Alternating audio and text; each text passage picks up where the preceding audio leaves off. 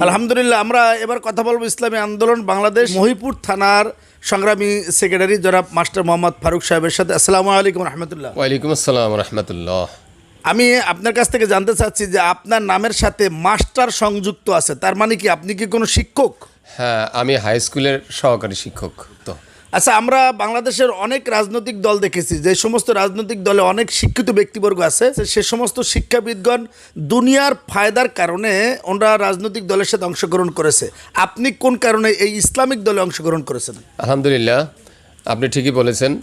আসলে শিক্ষিত মানুষ হলো সমাজের মস্তিষ্ক।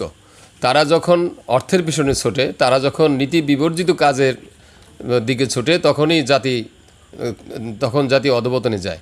শিক্ষক হলো জাতির নির্মাতা। তারা যখন নাকি ইসলামের আলোকে, নীতি নৈতিকতার আলোকে নিজেকে গঠন করে এবং তার ছাত্র শিক্ষার্থীদেরকে গঠন করে, তার একমাত্র হাতিয়ার আমি মনে করি ইসলামকে অনুধাবন করে এবং ইসলামী নীতি আদর্শের উপরে যদি একজন শিক্ষক ওঠেন, তাহলে তার শিক্ষার্থীদেরকেও সে নীতি আদর্শের উপরে উঠাইতে পারে।